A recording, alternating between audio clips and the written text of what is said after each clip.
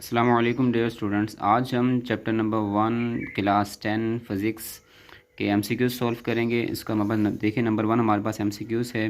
A girl throw a small stone into a lake. एक लड़की ने क्या किया है कि एक स्टोन को एक लेग झील के अंदर फेंक दिया है। Waves spread out from where the stone hits. जहाँ पे स्टोन जाके गिरा है वहाँ से वेव जो है क्या कहते हैं, इमिट आउट हुई हैं।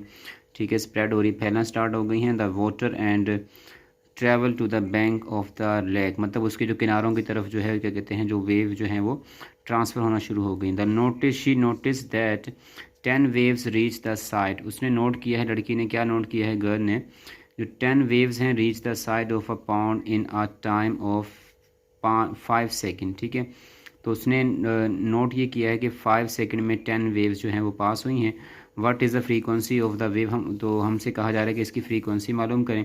तो हम जानते हैं इसका फॉर्मूला हमारे पास क्या है। हमारे पास फॉर्मूला होता है F is equal to N upon T. F is equal to N upon T हमारे पास फॉर्मूला होता है। ठीक है, तो हमें एन यहाँ गिवन है, नंबर ऑफ़ वेव, हमें जो कहते हैं नंबर ऑफ़ वेव्स कितनी गिवन है, 10 वेव्स हैं। हम क्या करेंगे, 10 को डिवाइड करवा देंगे किसके साथ, हमें टाइम गिवन है 5 सेकेंड, तो हम 5 वन सा 5, 5 टू सा 10, हमारे पास आंसर आ जाएगा 2 हर्ट्ज़, क्योंकि हमें पता है कि फ्रीक्वेंसी की यूनिट हर्ट्ज़ होती है, तो हमारे पास आंसर आ गया 2 हर्ट्ज़। इसके बाद हमारे पास नेक्स्ट हमारे पास एमसीक्यूज़ है। Water waves can be use, water wave can be use to show reflection, refraction and diffraction. Water waves जो हैं वो कैन बी यूज़ कर सकते हैं शो करने के लिए रिफ्लेक्शन, रिफ्रैक्शन एंड डायफ्रैक्शन।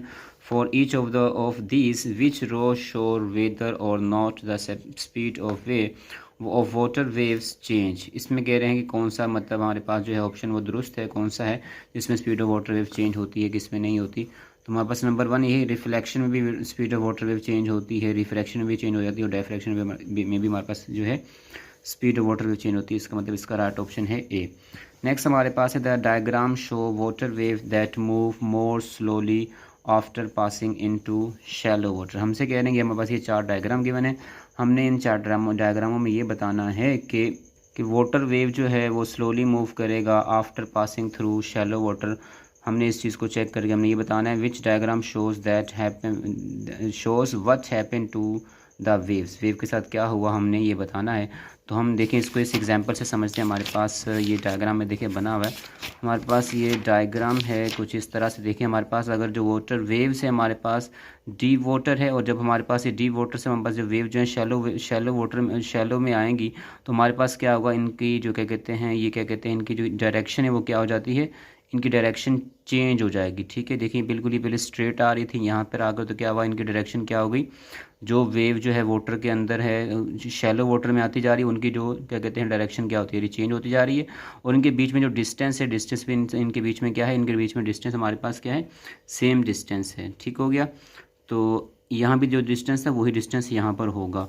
तो इसीलिए इसको देखते हुए हमारे पास जो इसका राइट ऑप्शन बनता है, वो हमारे पास राइट ऑप्शन बनता है ऑप्शन ये सी वाला ऑप्शन। ठीक है, क्योंकि बाकी अगर हम इनमें देखें हमारे पास जो है क्या कहते हैं, ये शैलो से, ये डीप वाटर से शैलो वाटर में हमारे पास आ रही हैं वेव्स, तो यहाँ पर इनमें कोई चेंजिंग नहीं शो हो रही।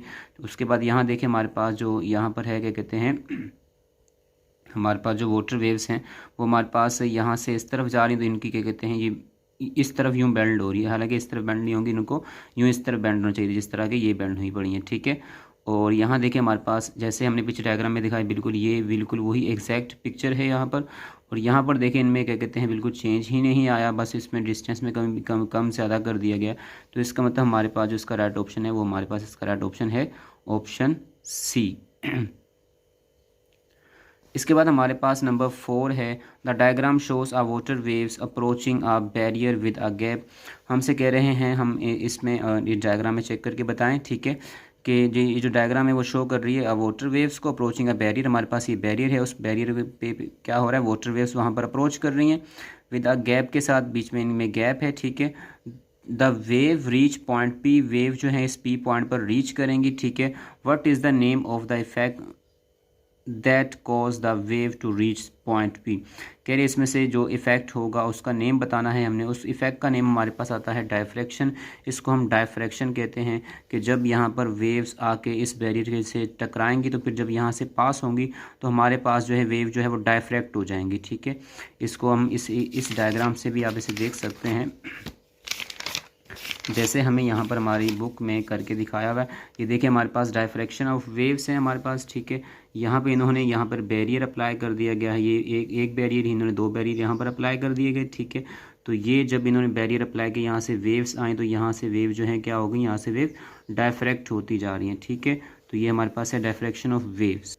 इसके बाद हमारे पास नंबर जो 5 है, water waves pass from deep into the shallow region then refracted the characteristic of wave which will remain constant। हमसे कह रहे हैं जो हमारे पास जो वाटर वेव हैं डीप से शैलो रीजन में जाएंगी तो कौन सी करेक्टरिस्टिक है जो चेंज नहीं होगी, वो होगी फ्रीक्वेंसी जो है उसकी चेंज नहीं होती। Number 6 which is not a characteristic of wave. इसमें से पूछ रहे हैं वेव की कौन सी करेक्टरिस्टिक नहीं है, तो वो मास जो है वो वेव की करेक्टरिस्टिक नहीं होती। नंबर 7 हमारे पास है when an oscillating object is in simple harmonic motion. जब कह रहे हैं ऑसिलेटिंग जो ऑब्जेक्ट है वो सिंपल हार्मोनिक मोशन में है, its maximum speed occur when the object is at its. कह रहे हैं उसकी मैक्सिमम स्पीड किस पॉइंट पर होगी, तो उसकी जो मैक्सिमम स्पीड होगी वो हमारे पास होगी उसकी एक्सट्रीम पॉइंट पे होगी। हमारे पास ये डी ऑप्शन राइट है, एक्सट्रीम पॉइंट पे होगी। Number 8 in an oscillating pendulum. Oscillating pendulum में हमारे पास the bob accelerate from its extreme position. हमारा जो बॉब है वो क्या करेगा, एक्सेलरेट करेगा इसकी एक्सट्रीम पोजीशन से।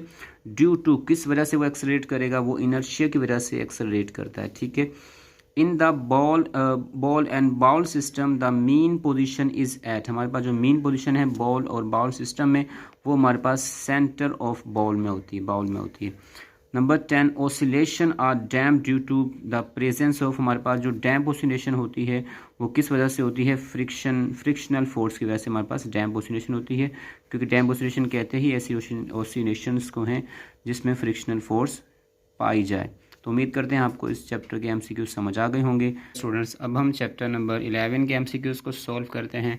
नंबर 1 हमारे पास एमसीक्यूज है sound is a form of. ये तो बहुत सिंपल है कि साउंड कौन सी फॉर्म है। हम जानते हैं साउंड जो है हमारे पास क्या है, मैकेनिकल एनर्जी की फॉर्म होती है। Sound is a form of mechanical energy. ठीक है, नंबर 2 हमारे पास है audible frequency range that are normal human ear can detect. हमें कह रहे हैं वो हमें रेंज बताएं फ्रीक्वेंसी की जो नॉर्मल ह्यूमन आदमी जो है वो सुन सकता है। वो हमारे पास रेंज होती है 20 हर्ट्ज से 20 किलो हर्ट्ज तक। बी ऑप्शन इसका राइट ऑप्शन है, बी ऑप्शन। नंबर 3 हमारे पास है approximate value of the speed of sound in air at 0 degree Celsius temperature is. हमसे कह रहे हैं अप्रोक्सीमेट वैल्यू हमें बताएं 0 डिग्री पर क्या होती है स्पीड ऑफ साउंड की। वो हमारे पास ये कांस्टेंट वैल्यू है 332 मीटर पर सेकेंड। नंबर 4 हमारे पास है sound travel faster in solid as compare to gases because of. हमसे कह रहे हैं जो साउंड है वो ट्रैवल करता है फास्टर सॉलिड में एज कंपेयर टू गैसेस में। कहते हैं ये किस वजह से होता है, ये होता है किस वजह से sound solid molecule are packed tightly, क्योंकि जो सॉलिड के मॉलिक्यूल होते हैं आपस में क्या होते हैं, टाइटली पैक्ड होते हैं। नंबर 5 हमारे पास है the 2 factors that affect the speed of sound in air are. हमसे कह रहे हैं 2 फैक्टर बताएं जो कि क्या कहते हैं इफेक्ट करते हैं स्पीड ऑफ साउंड को। वो 2 फैक्टर हमारे पास कौन से होते हैं, नंबर डी ऑप्शन है temperature and humidity of air. ठीक हो गया। नंबर 6 हमारे पास है the separation between 2 consecutive compression of sound wave is called. हमसे कह रहे हैं जो सेपरेशन होता है बिटवीन 2 कंसेक्टिव कंप्रेशन के बीच में, हम जानते हैं वो सिंपल सा वो हमारे पास क्या है कि वेव लेंथ होती है। ठीक है, 2 कंप्रेशन के बीच में हमारे पास जो डिस्टेंस होगा उसे हम क्या कहते हैं, वेव लेंथ कहते हैं। ठीक, नंबर हमारे पास 7 क्या है, the order of speed of sound in different medium from faster to slower is. हमें ये ऑर्डर गिवन है, हमें इसमें ये बताना है कि सबसे ज़्यादा स्पीड किस में, फिर उससे कम उसमें, उससे कम किस में। तो हमने जैसे ऊपर भी बताया हमारे पास जो सबसे ज़्यादा स्पीड होती है वो सॉलिड में, उससे कम लिक्विड में, उससे कम फिर हमारे पास किस में होती है, गैस में होती है। होती है तो हमारे पास ये जो ऑर्डर है वो हमारे पास राइट ऑप्शन है। नंबर 8 हमारे पास है ultrasound has several use in medicine and in industry which one has use of ultrasound, हमें इनमें से बताना है कि यहाँ पर अल्ट्रासाउंड जो है उसका कौन सा यूज़ है। हमारे पास प्री नेटल स्कैनिंग है, उसमें अल्ट्रासाउंड यूज़ होती हैं। नंबर हमारे पास 9 है, the cause of the echo is, हमारे पास जो इको है वो किस वजह से होता है, रिफ्लेक्शन की वजह से होता है। किस वजह से होता है इको, रिफ्लेक्शन। नंबर हमारे पास 10 और लास्ट है, which type of wave can not travel through a vacuum, हमारे पास कौन सी वेव हैं जो वैक्यूम में ट्रैवल नहीं कर सकती। तो वो हमारे पास वेव हैं, कौन सी वेव हमारे पास है, वो हमारे पास वेव हैं sound wave. Number A option है हमारे पास साउंड वेव। तो उम्मीद करते हैं आपको ये जो क्या कहते हैं इस चैप्टर के एमसीक्यूज भी समझ आ गए होंगे। ओके डियर स्टूडेंट्स, अब हम चैप्टर नंबर 12 के एमसीक्यूज को सॉल्व करेंगे। हमारे पास नंबर 1 एमसीक्यूज है, the wave that have maximum penetrating power to treat tumours are, हमारे पास वो वेव्स कौन सी हैं जिनकी पेनिट्रेटिंग पावर ज़्यादा होती है, वो हमारे पास कहलाती हैं गैमा रेज। ठीक है, the electromagnetic rays used in radiotherapy to destroy cancer cell are, हमसे कह रहे हैं कि इलेक्ट्रोमैग्नेटिक रेज जो हैं जो यूज़ होती हैं रेडियोथेरापी में टू डिस्ट्रॉय कैंसर सेल को डिस्ट्रॉय करने के लिए, ठीक है, वो कौन सी होती हैं, वो हमारे पास होती हैं एक्स रेज। ठीक है, वो हम एक्स रेज यूज़ करते हैं। नंबर 3 हमारे पास है, the velocity of light in a diamond, हमारे पास जो वेलोसिटी ऑफ लाइट है डायमंड में वो हमारे पास होती है, क्या होती है, 1.2 एक्सपोनेंट 8 मीटर पर सेकेंड। ये हमें क्रिटिकल क्या कहते हैं इसका हमने रिफ्रैक्टिव इंडेक्स हमें गिवन है इसका, इसकी मदद से आप इसको सोल्व कर सकते हैं।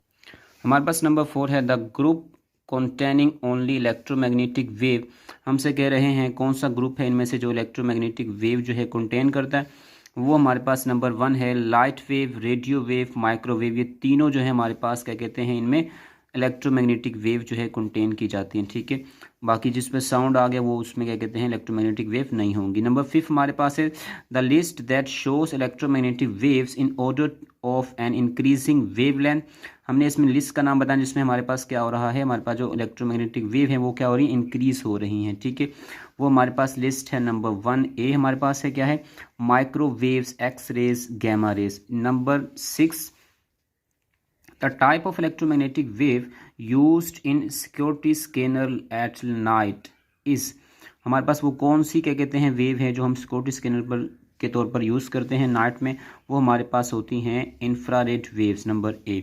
नंबर 7 हमारे पास है, a narrow beam of white light passes from air into the glass, हमसे कह रहे हैं narrow beam of white light जो पास होती है from air into the glass, air से ग्लास में, एंड इज रिफ्रैक्टेड, वो क्या हो जाती है, रिफ्रैक्ट हो जाती है। The wave characteristic remain unchanged, हमारे पास कहते हैं वेव की कौन सी करेक्टरिस्टिक है जो अनचेंज हो रहती है, वो हम जानते हैं, हम पीछे के चैप्टर में भी कर चुके हैं, वो हमारे पास है, उसकी फ्रीक्वेंसी होती है। नंबर 8 हमारे पास है, the type of waves that are used in television remote control, वो कौन सी वेव है जो हम टेलीविजन के रिमोट में हम यूज़ करते हैं, वो हमारे पास होती हैं इंफ्रारेड वेव्स। नंबर हमारे पास 9 है, the colour that is least deviated by prism, हमारे पास प्रिज्म में वो कौन सा कलर है जो कम से कम डेविएट हो जाता है, जिसका डायफ्रेक्शन एंगल सबसे कम होता है, वो हमारे पास होता है वायलेट रे। ठीक है, उसके बाद हमारे पास नंबर 10 है हमारे पास, the optical phenomena in which the splitting of white light into 7 distinct colour, हमसे कह रहे हैं वो कौन सा फिनोमिना है, वो कौन सा मेथड है जिसमें हमारे पास क्या होता है, हमारे पास जो वाइट लाइट है वो डिस्टेंट और क्या कहते हैं वो, जिसमें हमारे पास वाइट लाइट जो है वो 7 कलर में क्या हो जाती है, मुख्तलिफ 7 कलर में डिवाइड हो जाती है, वो उससे हम कहते हैं डिस्पर्जन। ये हमारे पास सी राइट ऑप्शन है। तो उम्मीद करते हैं आपको इस चैप्टर के एमसीक्यूज भी समझ आ गए होंगे। अब हम चैप्टर नंबर 13 के एमसीक्यूज को सोल्व करेंगे। नंबर 1 हमारे पास एमसीक्यूज है, in a concave mirror the image size depends upon, हमारे पास जो इमेज साइज है कॉनकेव मिरर में वो किस पे डिपेंड करता है, पोजीशन ऑफ द ऑब्जेक्ट पे डिपेंड करता है। बी ऑप्शन राइट ऑप्शन है। In the normal human eye the image is formed, हमारे पास जो नॉर्मल ह्यूमन आई है उसमें जो इमेज फॉर्म होती है ऑन द रेटाइना, कहाँ होती है, रेटाइना पे होती है। When a light ray enter from a denser medium to a rare medium, जब हमारे पास लाइट रे क्या करेगी, इंटर होगी डेंसर मीडियम से रेयर मीडियम में, इट बैंड्स, ये हमारे पास बैंड हो जाएगी, किस तरफ बैंड हो जाएगी, away from the normal, normal की तरफ से अवे हो जाएगी। उसके बाद हमारे पास है, in a compound microscope as compare to an objective the eye piece lens has a focal length. हमारे पास कंपाउंड माइक्रोस्कोप में जो आई पीस लेंस है उसकी जो फोकल लेंथ हमारे पास वो क्या होती है, स्मॉल होती है। When an angle of refraction is 90 degree and refractive index for water is 1.33, the critical angle is, तो इसका जो क्रिटिकल एंगल है वो हमारे पास होगा 48.8। ये आपके पास पीछे एग्जाम्पल में भी सोल्व है, आप उसको वहाँ पर भी देख सकते हैं। हमारे पास ये पूरा, ये हमारे पास न्यूमेरिकल है, ठीक है। इसके बाद हमारे पास नंबर 6 है, to view dim stars we use. हम डिम स्टार्स को देखने के लिए हम क्या करते हैं, यूज़ करते हैं, हम टेलीस्कोप यूज़ करते हैं। नंबर डी ऑप्शन राइट है। नंबर 7 है, the human eye act like as. हमारे पास जो ह्यूमन आई है, ह्यूमन आई वो हमारे पास कैमरे की तरह एक्ट करती है। नंबर 8 है, a magnifying glass form and in large. हमारे पास जो मैग्नीफाइंग ग्लास है वो हमारे पास क्या करता है, फॉर्म, हमारे पास जो इमेज बनाता है वो कैसी बनता है, रियल एंड अपराइट इमेज बनाता है, ठीक है। नंबर हमारे पास 9 है, the entire light is reflected into same denser medium. हमारे पास जो इंटायर लाइट है वो कह रहे हैं जो रिफ्लेक्ट होती है into a same denser medium. Same denser medium में हमारे पास क्या होगी, रिफ्लेक्ट होगी, which is called total internal reflection, ठीक है। Number 10, in the optic fibre में, ठीक है, the core is made of glass और प्लास्टिक ऑफ रिलेटिवली। हमारे पास कहते हैं जो कोर है वो ग्लास की या प्लास्टिक की बनी होती है, वो हमारे पास, तो हमसे कह रहे हैं वो रिलेटिवली हमारे पास उसका रिफ्रैक्टिव, उसका जो इंडेक्स होता है वो हमारे पास रिफ्रैक्टिव इंडेक्स क्या होता है, उसका जो रिफ्रैक्टिव इंडेक्स होता है वो हाई रिफ्रैक्टिव इंडेक्स की बनी होती है। नेक्स्ट हमारे पास है number 11, a magnifying glass is also called. Magnifying glass जो है उसे हम सिंपल माइक्रोस्कोप भी कहते हैं। उसके बाद नंबर 12 है, the defect in which the image is form beyond the retina is called. हमारे पास वो डिफेक्ट जिसमें हमारे पास जो इमेज है वो रिटाइना से दूर पीछे बनती है, ठीक है, इस कॉल्ड, उसे हम कहते हैं लॉन्ग साइटनेस, ठीक है। नेक्स्ट हमारे पास है the short sightedness can be corrected by using. हम जो शॉर्ट साइटनेस है उसे हम करेक्ट कर सकते हैं कॉनकेव मिरर यूज करके। Number 14, lens form image through. हमारे पास जो लेंसेज हैं फॉर्म इमेजेस, लेंसेज जो हमारे पास इमेजेस बनाते हैं थ्रू किसके जरिए बनती है वो, इसमें इमेज रिफ्रैक्शन के थ्रू उसमें इमेज बनती है। नंबर हमारे पास 15 है, to illuminate the inaccessible places in the tooth dentist use. हमारे पास जो डेंटिस्ट है वो जगह जहाँ पर कीड़ा वगैरह लगा होता है उस जगहों को देखने के लिए हमारे पास जो डेंटिस्ट हैं वो यूज़ करते हैं कॉनकेव मिरर। तो हमारे पास इसका राइट ऑप्शन है ऑप्शन ए। तो उम्मीद करते हैं आपको चैप्टर 13 के भी एमसीक्यूज समझ आ गए होंगे। Thank students. अब हम चैप्टर नंबर 14 के एमसीक्यूज को सॉल्व करेंगे। नंबर 1 हमारे पास एमसीक्यूज है, branch of physics which deals with the charges at rest is called. इसको हम कहते हैं electrostatic. Number 2, the magnitude of force between two unit positive charge when the distance between them is 1 metre. हमारे पास 2 unit positive charge हैं, मतलब ये है Q1 Q2, हमारे पास क्या कहते हैं 1 यूनिट है हमारे पास। अब देखिए हम इसको इस फॉर्मूले से हम सोल्व करेंगे। जैसे आप जानते हैं F is equal to K(Q1 Q2) upon होता है हमारे पास R²। ठीक हो गया, हमारे पास ये फॉर्मूला है। हमें यहाँ Q1 Q2 हमें दिया है 1 यूनिट है और हमें R भी हमें यहाँ पर दे दिया है 1 यूनिट। इसका मतलब ये हमारे पास तीनों 1 हो गए, 1 का स्क्वायर 1। हम तो हमारे पास K की वैल्यू हमारे पास होती है 9 एक्सपोनेंट 9। तो हमारे पास इसका जो राइट ऑप्शन होगा, राइट आंसर होगा वो हमारे पास होगा 9 एक्सपोनेंट 9। अब यहाँ कहीं भी लिख सकते हैं, यहाँ पर आंसर मिस्टेक है, तो इसका राइट ऑप्शन होगा 9 एक्सपोनेंट 9 न्यूटन, क्योंकि हम जानते हैं फोर्स की यूनिट हमारे पास होती है न्यूटन। उसके बाद हमारे पास नंबर 3 है, Coulomb's law most closely resembles with. हमारे पास जो कूलम्स लॉ है वो मोस्टली रिजेंबल्स किसके साथ होता है, वो हमारे पास होता है बी ऑप्शन है, न्यूटन्स लॉ ऑफ ग्रेविटेशन। ठीक है, B option is right option. Number 4, if the electrostatic force between two electron is F newton. हमारे पास इलेक्ट्रोस्टैटिक फोर्स क्या है, 2 इलेक्ट्रॉन के बीच में F न्यूटन है। Then the electrostatic force between 2 proton at the same distance is, वो भी हमारे पास F न्यूटन होगी, क्योंकि हमारे पास जो है जो इलेक्ट्रॉन और प्रोटॉन का जो चार्ज होता है वो सेम होता है, इसलिए इन दोनों का आंसर हमारे पास सेम आएगा। ठीक है, नंबर 5 हमारे पास है, the direction of electric force and electric field intensity is, हमारे पास जो इलेक्ट्रिक फोर्स और इलेक्ट्रिक फील्ड इंटेंसिटी है उनकी डायरेक्शन आपस में होती है perpendicular to each other. Number 6 हमारे पास है the work done on a unit charge, जो वर्क होता है यूनिट चार्ज पर against the electric field intensity, electric field intensity के अगेंस्ट, इस कोल्ड उसको हम कहते हैं, उसकी ये हमारे पास इलेक्ट्रिक पोटेंशियल की डेफिनेशन है, इसको हम इलेक्ट्रिक पोटेंशियल कहते हैं। उसके बाद हमारे पास नंबर 8 है, two capacitors of 8 microfarad are connected in series, दो कैपेसिटर हैं 8 माइक्रोफेराड के, हमने उन्हें सीरीज़ में कनेक्ट कर दिया। देन द इक्विवेलेंट कैपेसिटेंस इस, तो उनकी जो इक्विवेलेंट कैपेसिटेंस होगी वो हमने फाइंड करनी है। हम इसको पहले देखें, हम इसको इस फॉर्मूले से हम फाइंड करते हैं, हमें पता है 1/CT, हमने टोटल कैपेसिटेंस मालूम करनी है इसकी। तो हमारे पास फॉर्मूला क्या होगा 1/C1 + 1/C2। हमारे पास ये कनेक्टेड हैं किसमें, सीरीज़ में कनेक्टेड हैं, और सीरीज़ में हमारे पास ये फॉर्मूला होता है जो हम पैरेलल में यूज़ करते हैं रेजिस्टेंस में। तो हमारे पास ये फॉर्मूला आ गया, हमें दो कैपेसिटर्स हैं, दोनों हमारे गिवन है 8 माइक्रोफेराड के, तो हमने लिख दिया 1/8 प्लस यहाँ पर भी हमारे पास आ गया 1/8। इन दोनों का एलसीएम ले 8 आ जाएगा, ऊपर हमारे पास क्या हो जाएगा, दोनों का एलसीएम में आ जाएगा 1 + 1 2, तो हमारे पास हो जाएगा ये क्या हो जाएगा 2/8 हो जाएगा।